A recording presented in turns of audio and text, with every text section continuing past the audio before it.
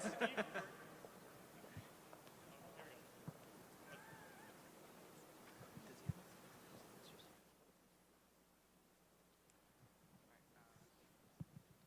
check, check, check, check, check. Hey, hey. 1 2 1 2 1 2 1 2 1 2 1 2. Hey, hey. 1 2 1 2 1 2 1 2 1 2.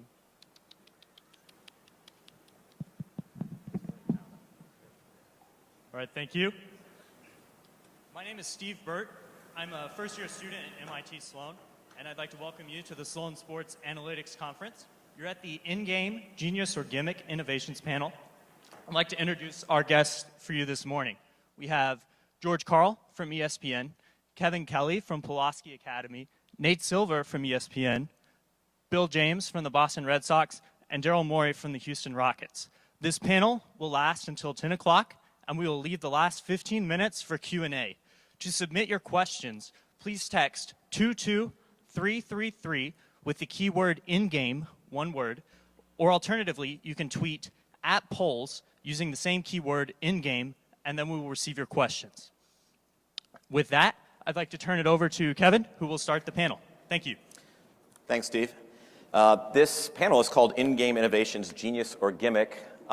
True story, I was in Houston a few years ago for a game, and the Rockets are trailing at halftime to a team they shouldn't be trailing to, and I run into Daryl in the tunnel, and he's not happy, and he's like, I can't believe we're losing.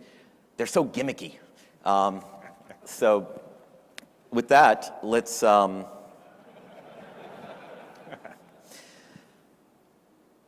Bill James said something interesting at the first Sloan Conference in 2007. You said that the next wave of analytics would be actually improving the games themselves, the way they're designed. So my question is, how are we doing? It's a slow process. I think sports do not rush to adapt innovations and should not.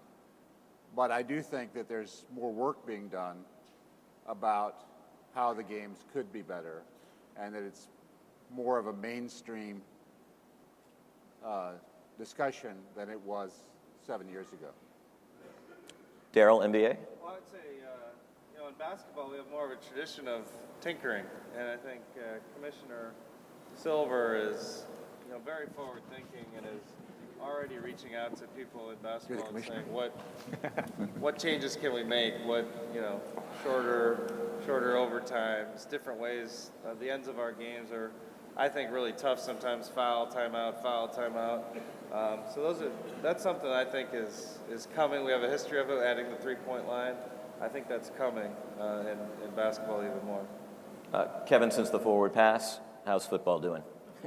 I think that we're probably the slowest sport to adapt to analytics and bring that in, and I'm not sure exactly why. Sometimes I think we're even stepping backwards, but it is more in the mainstream conversation, like Bill said. Nate?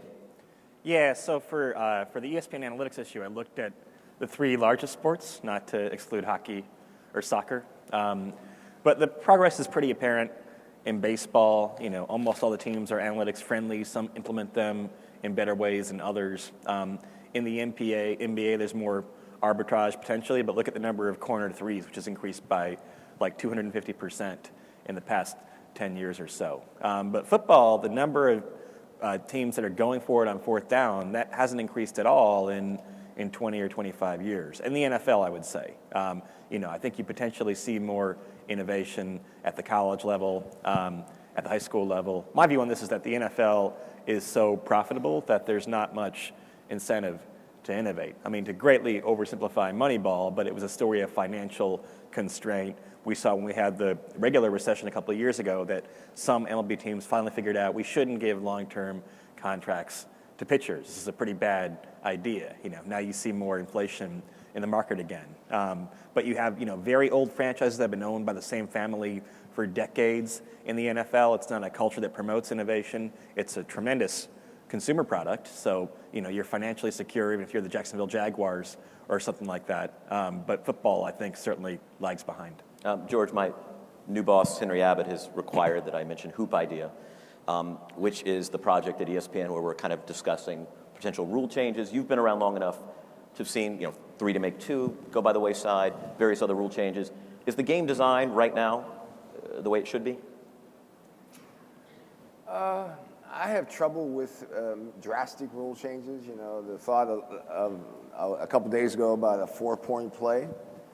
But actually, I read the book Naismith about 6 months ago, and in his first evaluation of the game after I think about 10 years, is he thought about adding that the further away from the basket should be worth more points. I think from a coaching standpoint, we like you to give us the rules, and then we'll try to break them. We'll try to fix them to where they make us be better. You know, the game is, I think basketball is one of the most athletic games, and as much as we enhance that, I think the NBA has done a good job of taking the hands off of the players, and now we have a very athletic game instead of a wrestling match that was maybe in the 90s and the 80s was more like a wrestling match. But I think coaches are trained and stimulated by give us the rules and we'll try to make them work for us with the talent that we have. There's a great quote from your book, Nate, about innovation, the signal and noise, and I'm trying to come up with a working definition. I've been talking with people all week. What's a gimmick and what's genius? Can a gimmick be genius? Is every ingenious thing a gimmick?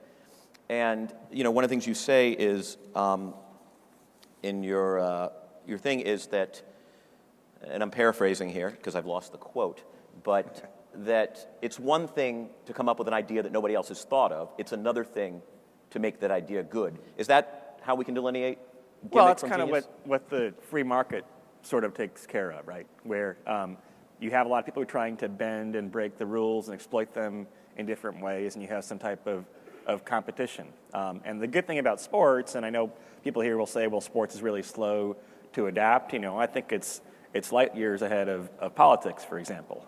You know, the thing about politics is that you only have one election every 4 years, so you can be full of shit for a long time before you have a correction, right?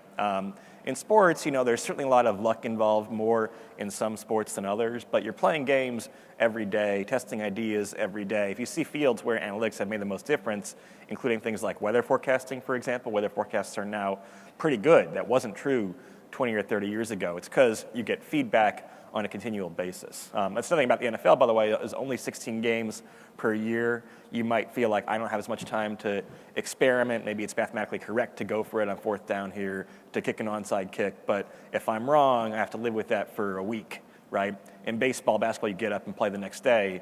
Maybe that helps foster more innovation in game. And to go along a little bit with what he said and to tap into what George said, you know, there's two kinds of coaches, I think, that go in. There's those coaches that want to push the rules, as George said, and I think there's those innovative coaches that change their game and adapt their game that give them quote-unquote advantages within those rules without pushing the rules. The fast-paced offense that's talked about right now.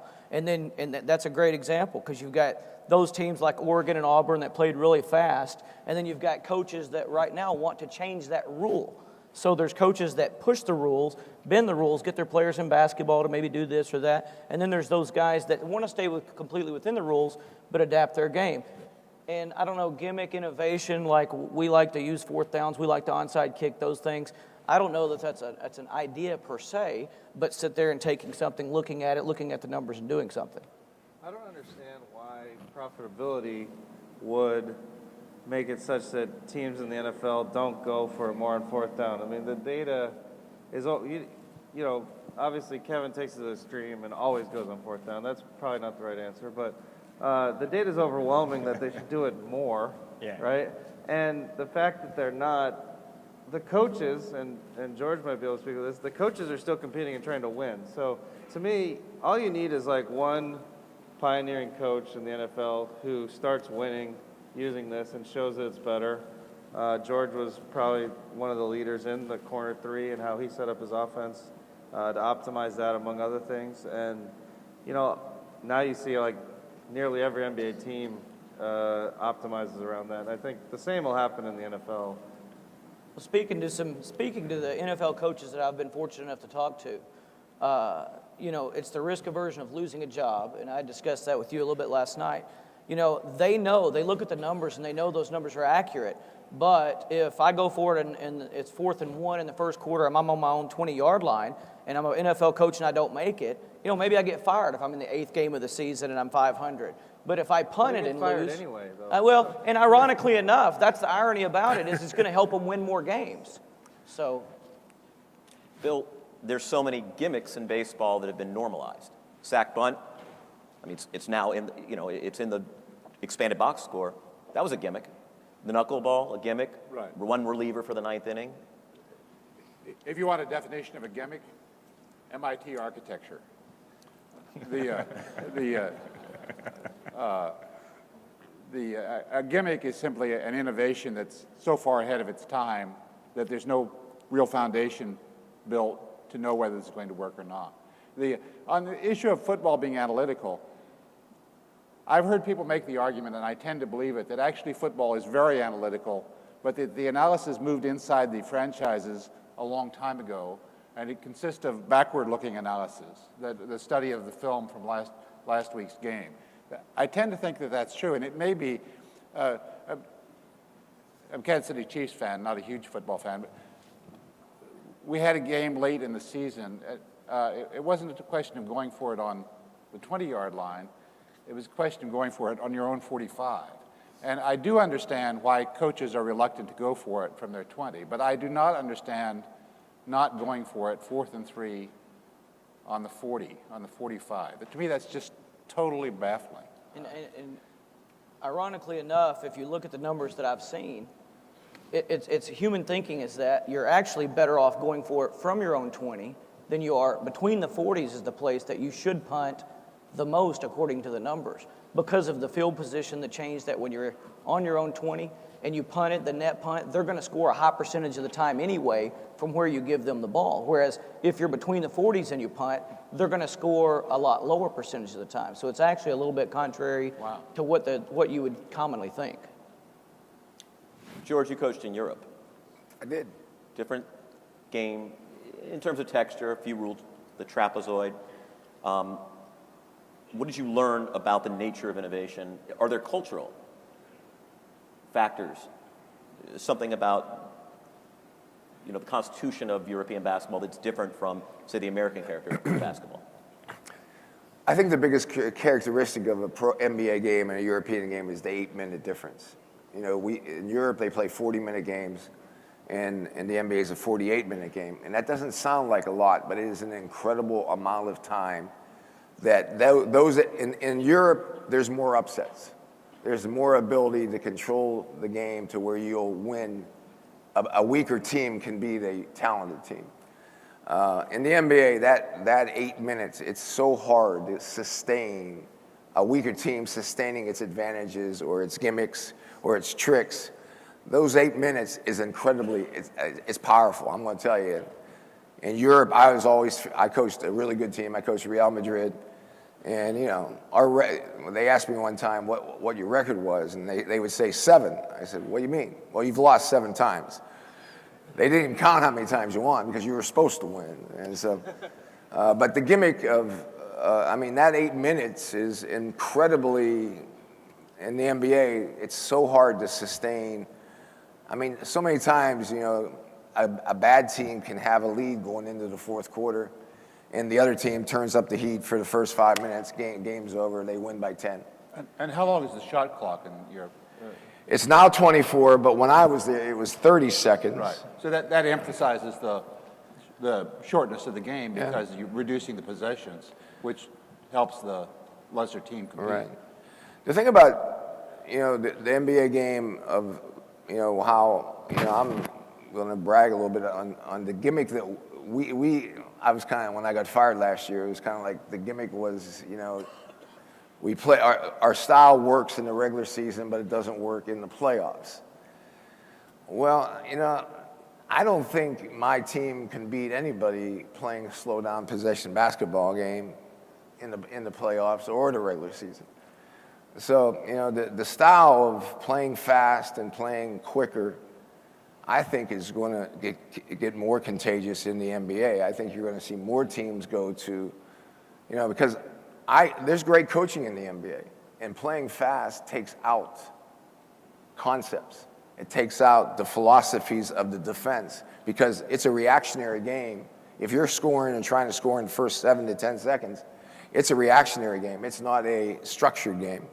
And I think, if you're going to try to play power basketball against the best big guys in the world and LeBron James and Kevin Durant in a 7-game series, they're going to figure out how to beat you. But I think philosophically, you got to change. And I've been called gimmicky my whole life. I coached in Seattle, and we double teamed and rotated and trapped, and all that works in the regular season, but it doesn't work in the playoffs.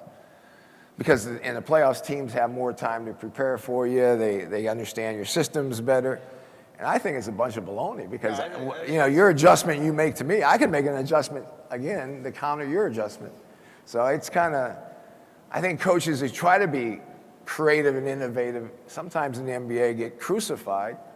Fortunately, I have won enough games that I can probably sustain keeping a job. A younger guy like, say, Brad Stevens here, I think there's some things that work in college that could work in pro ball, but the guts to make it work, there's always the scrutiny and criticism.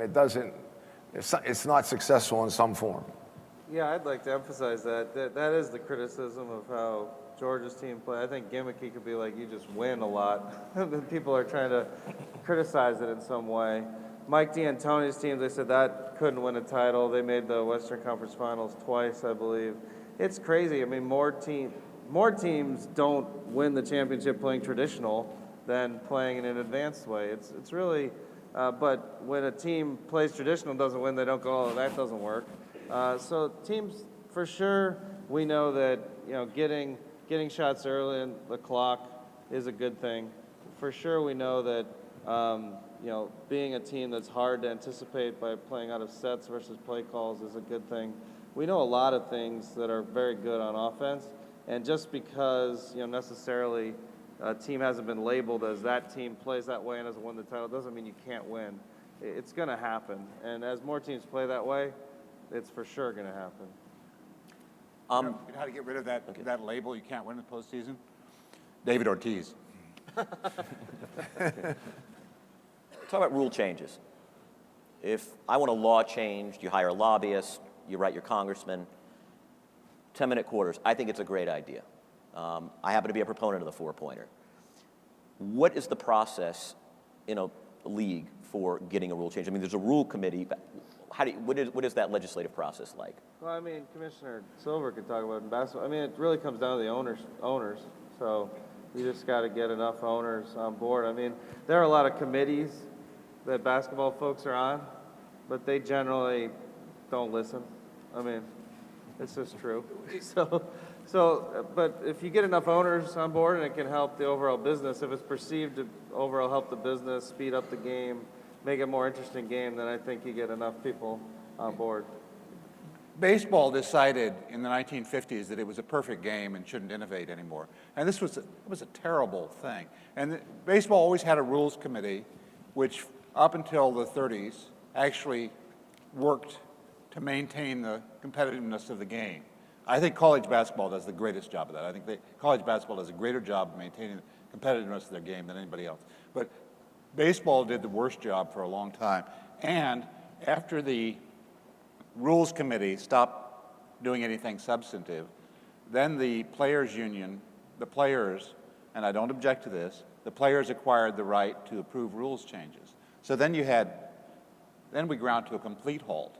And it wasn't until the last 10 years that people have started to wake up and realize this perfect game stuff is going to kill us. And we need to figure out how to make this work better. Well, what are the changes you'd want to see? The main thing that needs to be addressed, and there are serious efforts to address it, is the pace of the game. And I'm not talking about the length of the game. I'm talking about the games being perceived as boring because the things that are happening are so subtle that you have to play the game at least 20 years to be able to see them. When you talk about making any game a better game, though, it's always the better game is made by the perception of who's making those rules. For instance, the NFL decided that they wanted to be a more offensive game. So they changed the rules in pass blocking a long time ago and what you could do to receivers and hands-on to make it a higher scoring game. I think their perception was better game is more fans, more money, more ratings, that kind of thing. And so I don't know that all rules from all across the sports are always designed to make it better for fans. It's truly to make it a better game. So I think there's a lot of a good question about what makes something a better game personally. I think the NBA should go in the month of February. They should play an all-star game, and then they should have a single elimination NCAA basketball tournament. And instead of playing 82 games, that you have two champions. You have the NCAA champion mentality, because a single elimination tournament is a totally different coaching philosophy than a 7-game series. A 7-game series, there's a lot of, counterplay, counterpoint attitude. But a single game elimination where, okay, I'm playing a team I'm not supposed to beat, and I can come out and play a box and 1 or a triangle and 2 and gimmick and upset somebody, which happens in NCAA basketball, which is, I think, the more exciting. I mean, the Final Four is probably, other than the Super Bowl, is the most electric selling piece of basketball in the country today. And I think if you did that, somehow got the NBA players to do that, and then you could play the first round maybe on your home court, and then get it to 16 teams and take that to San Diego, and then get the Final Four and take that to Kansas City or something like that. And I think it would be it'd be interesting to see. I don't know if the NBA players would buy into it, but I think as a coach, it is extremely different than a 7-game series versus a single elimination. They should buy into it because the TV money would be mammoth. I mean, people tune in to watch a game for two reasons. One is how uncertain is the outcome, and two is how important is it to the final prize, the championship. And unfortunately, the NBA, fails on that measure, maybe worse than any sport. A Tuesday, Spurs versus whoever's the worst team in the league in the 82-game schedule, it's like a 96% chance the Spurs are going to win. It has almost no meaning to the final who's going to win the championship. And ideas like this, I think, are where we need to go. The 7-game series I think, really hurts the NBA. It's funny because the league has addressed parity, which is always stated as a goal. I would argue that parity should not necessarily be a goal, but let's assume it is for the sake of the conversation. Yet it seems like if you really want to address parity, you introduce more randomness into the potential outcomes. Exactly. I agree with that. Is entertainment the sole goal here? I mean, Bill, you said something interesting, that the pace of the game is going to kill baseball. And the suggestion is that a younger audience isn't going to take to a guy walking around on a mound, futzing with the rosin bag, whatever it is. Is entertainment the goal, or is fairness the goal in terms of designing a game that makes sense? Well, entertainment is the ultimate goal, but we achieve that through the pathway of competitiveness and sports. So entertainment is not some singer, some musician singing the Star-Spangled Banner and putting on a performance in the 7th inning. The entertainment is the competitiveness of the game. I'd love to see some research, maybe there's some papers here about what's the optimal point. Because if you have a game that's totally random, then there's no skill involved. It's not exciting to fans. The NBA is the one sport, except maybe tennis, where the NBA champion, they really are the best team almost always. There might be some exceptions, right? But you don't get through 4 7-game series and the regular season. Is that a good thing or a terrible thing? I argue it's a terrible thing. I kind of like it because you have these epic clashes between, the Thunder and the Heat or whatnot. But the NFL, where it's pretty darn random, is, by some margin the most successful sport commercially, I think.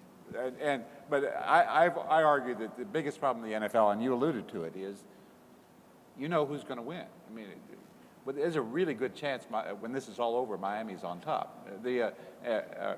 I hope Oklahoma not. City, you can name 2 or 3. So you're a fan of the wild card where an 86-win team can, essentially get hot and find themselves with the world champion, even though we've already played 162. Well, I have a couple of rings that I'm not giving back that were won by wild card teams, you know. So yeah, I'm a big fan. I do like the idea. I mean, we're talking about it's become so oriented toward who wins the championship, whereas you look at the football system in England and Europe, right? You have multiple competitions throughout the year. They're each meaningful in their own way, right? But how do the basketball guys react to the idea that the game is too predictable? Do you think that's is that valid, or is that like carping? I like it's predictable right now. When Because a you're better winning. team. You have a good team, right? Yeah. You know, as a coach, you know, last year we went on a 15-game winning streak. And when you're in that winning streak, you never think you're going to win. You're never going to lose. And then we went on a 3-game losing streak. And then you never think you're ever going to win again.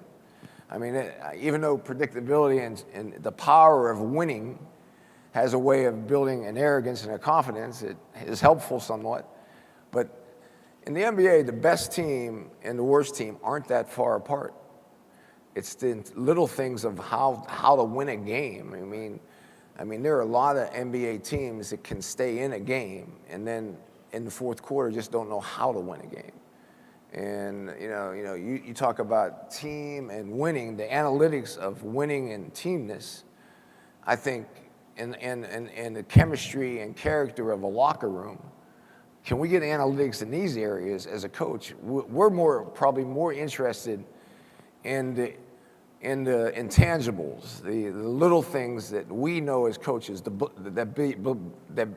build a belief and a trust in each other through success. The chemistry and connection of a basketball team.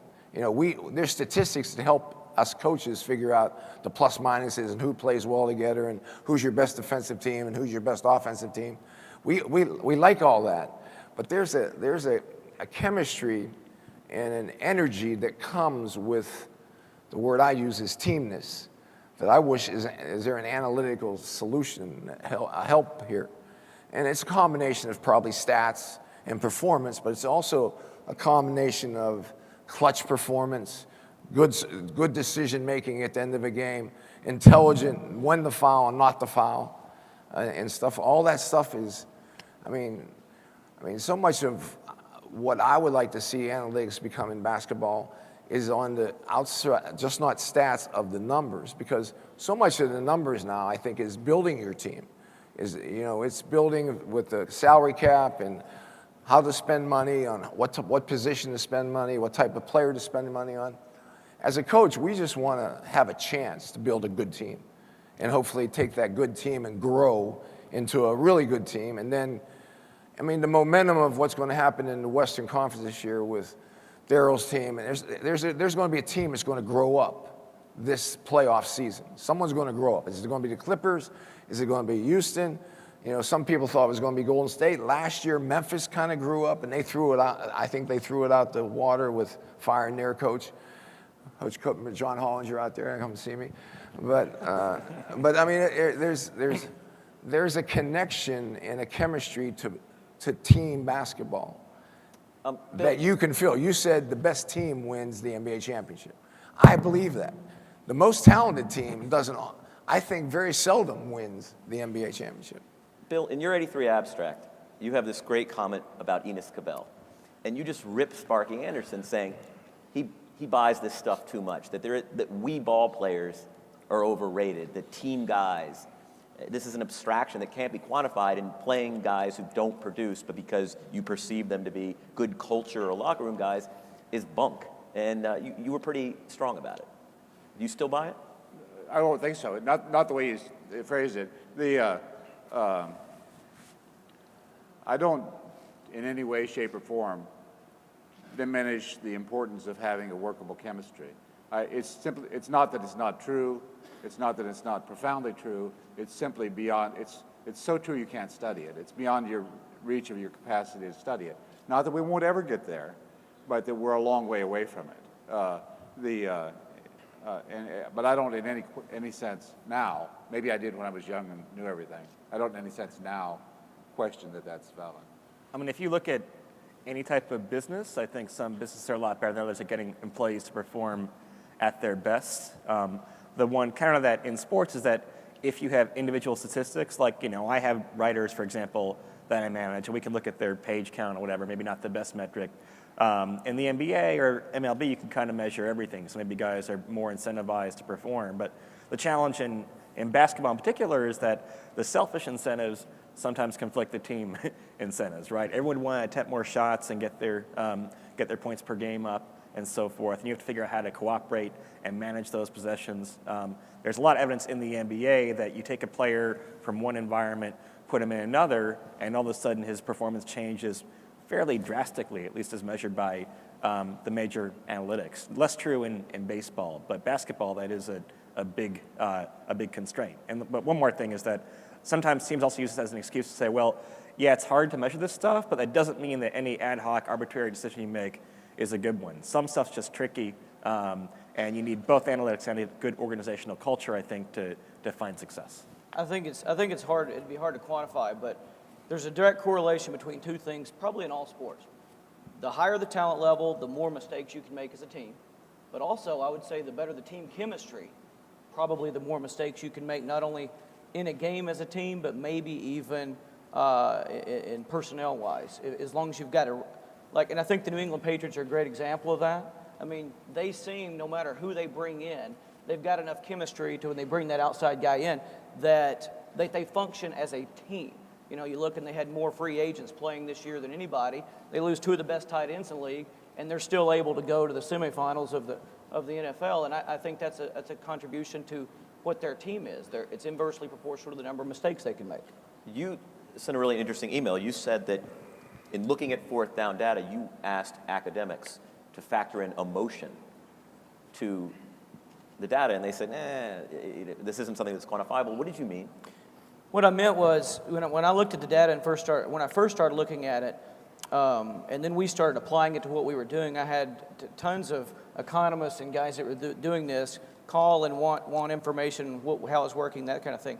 They look at points per yard line and things like that, and now they factored in some more things. But to give you an example, what they want, I said, let's factor in the psychology of the game of football. It's an emotional game and things happen. And you hear about some of those things and you don't know if they're true. Like, when a team gets a turnover, they go for the kill play right afterwards. Well, here's something that might show it a little bit. For instance, in the data I had over years of college football, and this is at every level, that teams scored a touchdown for a while 20% or 17% of the time when they acquired the ball on the 20-yard line, okay? Via a punt or a kickoff, they scored 17% of the time. But when they acquired the ball in the same spot via a turnover, a fumble interception, that number went to 33%. Now, this is over thousands of situations, so I think that's enough sample to make, a 17 to 33% shows that emotion is in there. That team was moving the ball. They got down to the 20, they turned it over. Their defense has to trot out there. They were ready for a score. They didn't get one. Psychologically, they're down. And then I started looking at what we did over an 11-year period, and it's just one team, so it's really not enough data. But we score a touchdown 49% of the time over the last 11 years that we get the ball, regardless of however it is. When we convert a fourth down, we score a touchdown on that drive 76% of the time.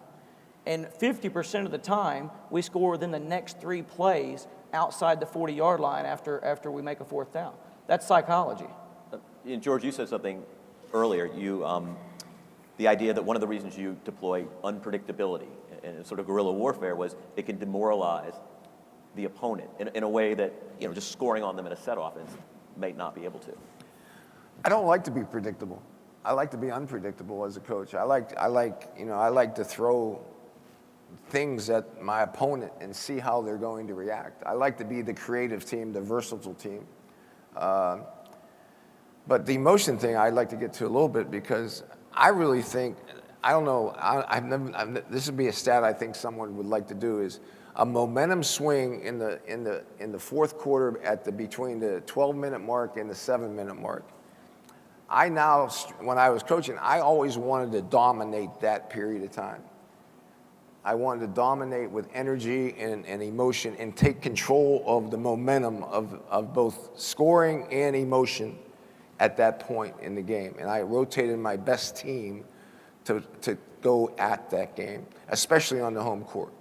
Especially on our home court. We were 38-3 on home court, and our game plan was at the end of the third quarter and the first 4 minutes of the fourth quarter is to try to punch that team.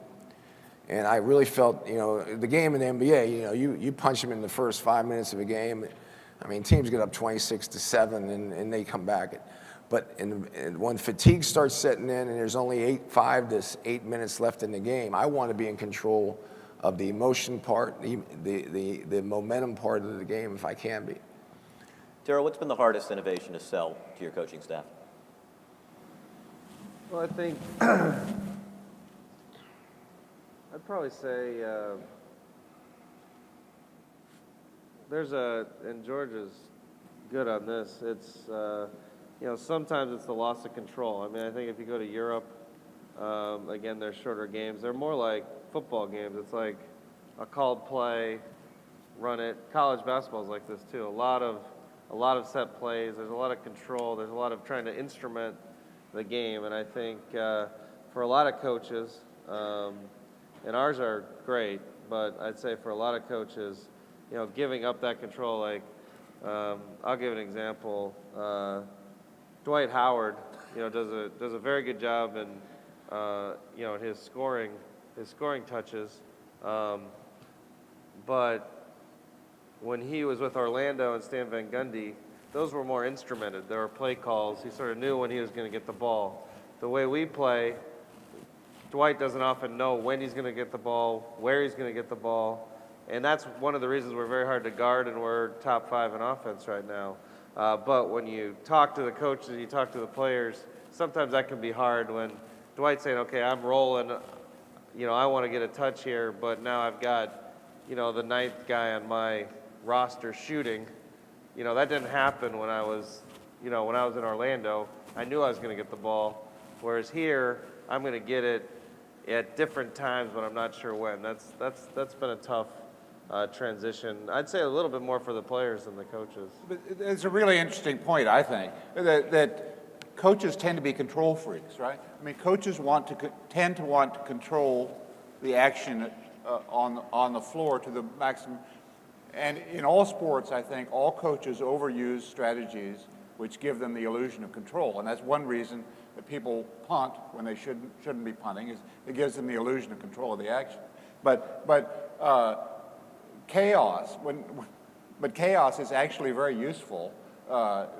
If you are on offense and you can create chaos, it will lead to a breakdown and you can score. So the instinct to try to control the flow of the action actually can work against you, and I think that is one of the things that makes great coaches, is that in basketball more than any other sport, is that tolerance for creating chaos on the floor. I have a story on that. When I first came to the Rockets, Jeff Van Gundy, who's a great coach, was there.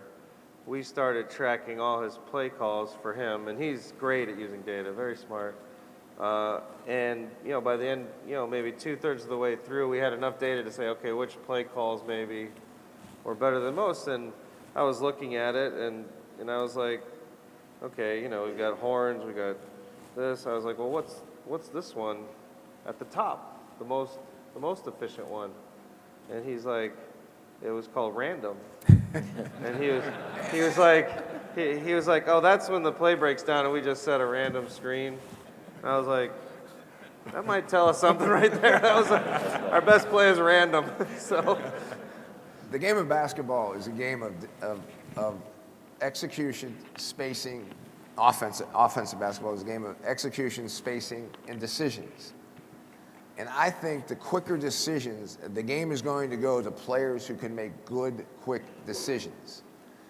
And the slow game of execution and some spacing, but I mean, the teams that run all these plays and go from one side of the court and shoot late in the shot clock, I think statistically, it's just not an efficient offense unless you're a great defensive team.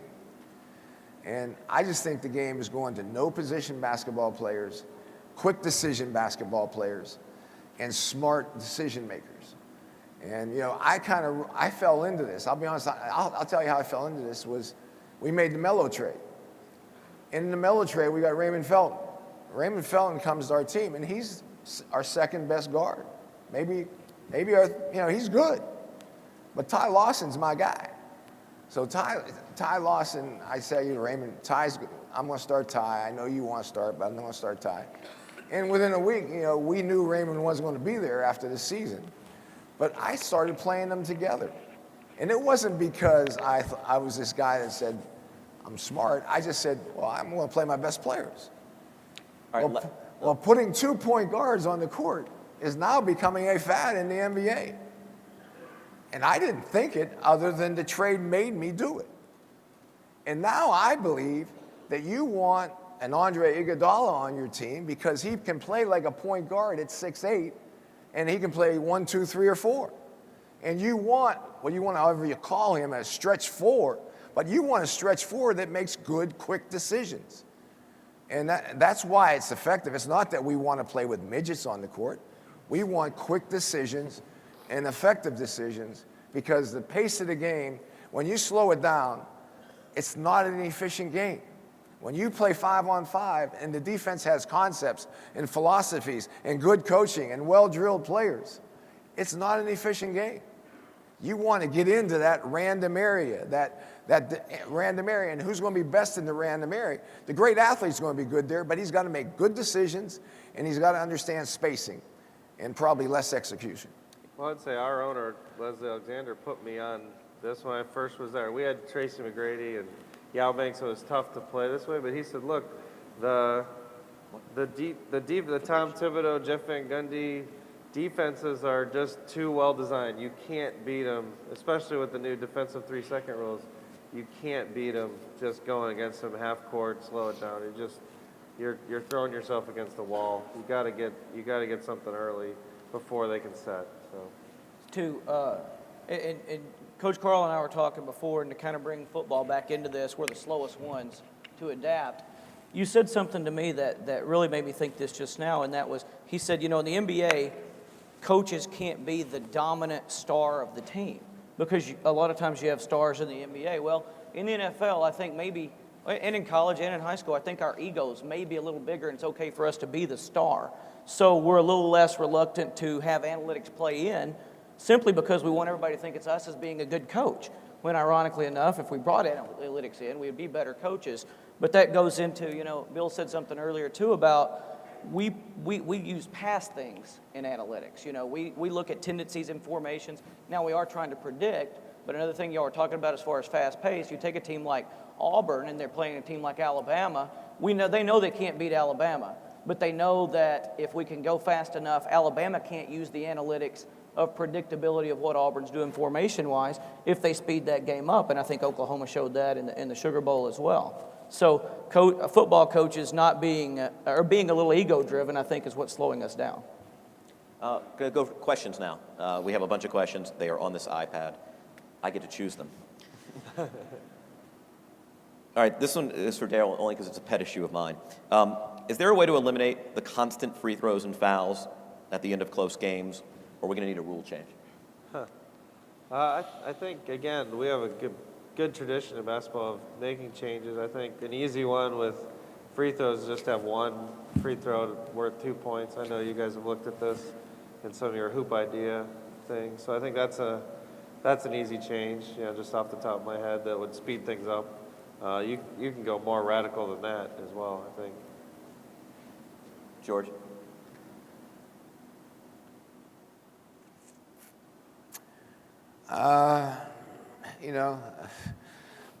Or is that something you value?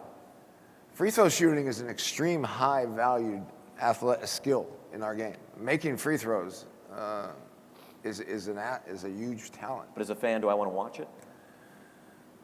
A missed free throw, I think it brings some emotion to the game. The choke factor, there's something about the strategy of an NBA game at the end is very, very, everybody can kind of coach it.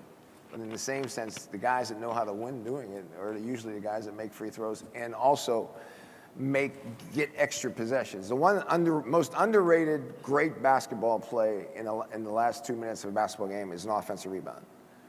You win. There's so many games won in the NBA because of an offensive rebound, which gives that team an extra possession. or sometimes, I mean, you can win the game if you're up 3 and it's a minute to go in the game, and you get an offensive rebound, the game's over.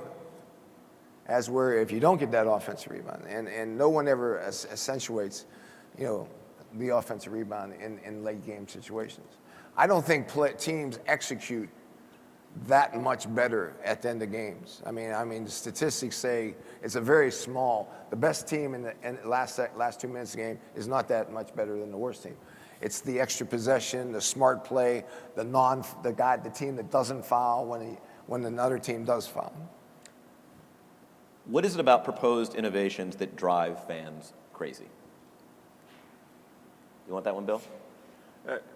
Good question. And I think it relates to that perception that we have a perfect game and we shouldn't be messing with it.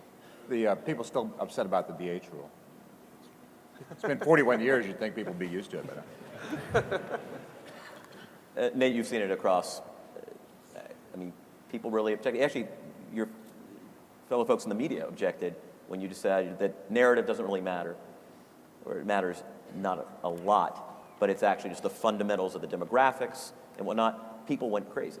Yeah, my bias is think that shit flows downhill, right? So I think, certainly in some forms of journalism, the media underestimate how smart their audience actually is if you're in the process of educating them, for lack of a better term, talking to them as peers. So I think likewise in sports, sometimes it's kind of the sports local radio hosts and columnists who are more inclined to say, this is a change to how the game's always been played, whereas fans, might appreciate, for example, in baseball, have a pitch clock or something, right? I think it would make a lot of sense to a lot of people, but I think it would be more the kind of media personalities who would be more inclined to object to it. Nate, agree or disagree?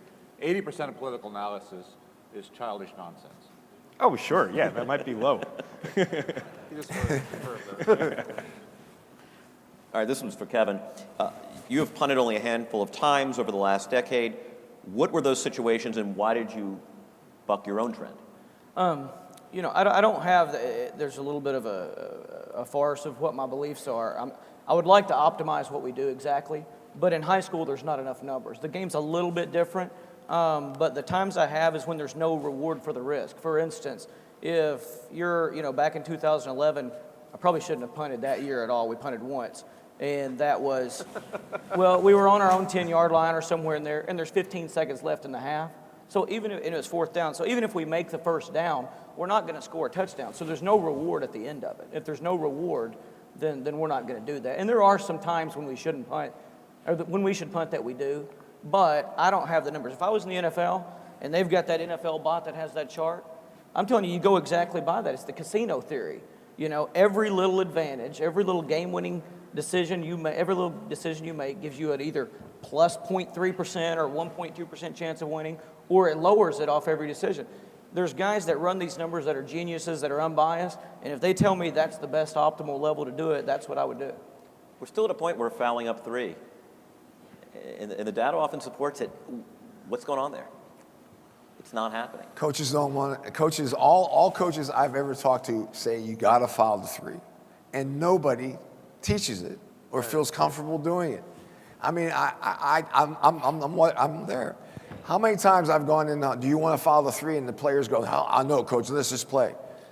And the stats say you should foul the 3. Because no one wants to be the guy that fouls, and Chris Paul does one of these. Yeah, the trick of getting that shot and giving up free throws where you look like just a stupid basketball team when you do it. So It's actually interesting. The stats are somewhat inconclusive. If you look back, if you look in the rearview mirror, you win almost always either way. Like you win at such a high rate, and they're within a tolerance that you couldn't say one's better than the other. But fouling up 3 is definitely better as long as you've worked on it and you know how to do it, and you know if you're against Kobe, he's going to try and go up quick. As soon as they inbound it to a bad free throw shooter, hit them immediately. So to George's point, yeah, players don't like to do it. That's part of it. and coaches don't have time to practice it. And appropriately. It's something you probably have to practice more than why would you be practicing this? But we probably should practice it more. Well, here's a question for you as a player. He said if you ask the players they don't want to, is there any possibility the reason they don't want to amongst what you said because they know that one of us is also going to have to shoot free throws immediately afterwards, and we don't want to do that? No, I think it's a couple things. One is coaches often want to show confidence in their defense, so that's real. I think that's true.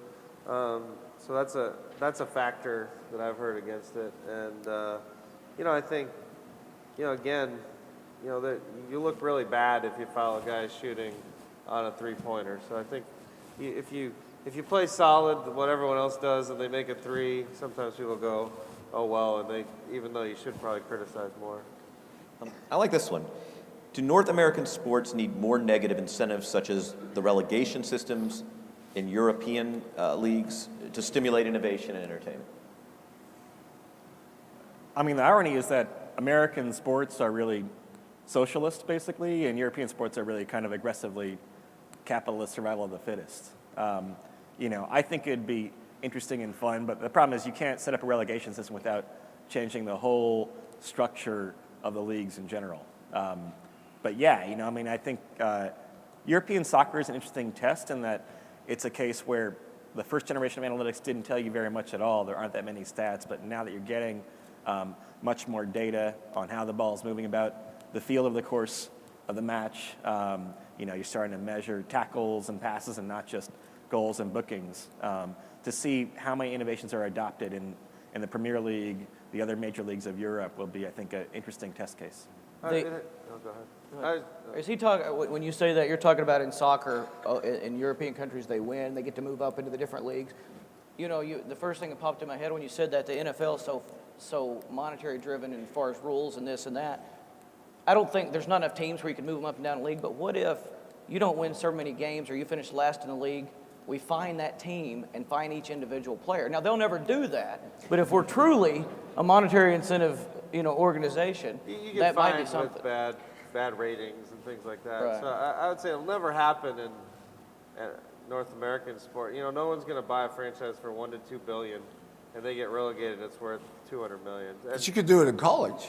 I think so. You could do it in college where you have Your Division the III. There you division, go. the best division and then you get to college football, the same thing. That would be. I think Alabama should be made an NFL team.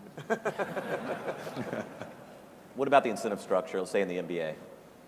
Is there enough, I would say punishment, but is there enough negative incentives so that teams, we see the draft, and this is one of my pet hoop ideas. I just think it's a terrible. Yeah, the best Instead of- asset gets handed to the worst teams. It's a terrible structure, and you could either take some of the more advanced, draft change ideas like, Mike Zarin at the Celtics, or just a simple one, go back to a straight lottery. I think we have to get rid of the marginal incentive to lose some way. And there's a lot of innovative ideas, but we just need to pick the best idea among the best ones, and because it's bad right now. I think last year at the end of the season, I counted like 2/3 of the teams weren't trying to win their games at the end of the year. For Bill James, are there any recent developments in sabermetrics that particularly intrigue you with their potential that merit a closer look? I think that's almost exactly the same question to which I gave the answer about the next big thing is looking at how leagues are structured and rules are structured. I think the next area where we'll make an impact is not any of this data-driven stuff. It's trying to understand the vast gap between potential and performance. I think the next thing where we really have a chance to change how decisions are made is if you can get 51% accurate in saying this is the guy who's going to have a good year and this is the guy who's not. I think there's tremendous advantage in that, and I would bet that's where it goes. Yeah, people talk about scouting and development. A lot of the research so far has been on the scouting side. In essence, how do you use analytics to help that process? But the development side, I think, is really important. And you seem to see, at least in baseball, difference between teams like the Cardinals seem to get guys who have maybe checkered past and they perform at their best, right? There's some organizational capacity there. Way back before, kind of the Moneyball era, the Atlanta Braves always seem to have a way to have guys feel like if I play my best, I'm going to be rewarded with the position in the starting lineup. So the development side, I think, needs to be thought through a lot more, including keeping guys healthy, I think, is part of that. Daryl, health analytics, biology. Well, I think there's obviously issues with that in terms of, I know Mark Cuban's been on, DNA, things like that. I think it's coming, but it's something that will be collectively bargained, probably. Gentlemen, thanks for joining us.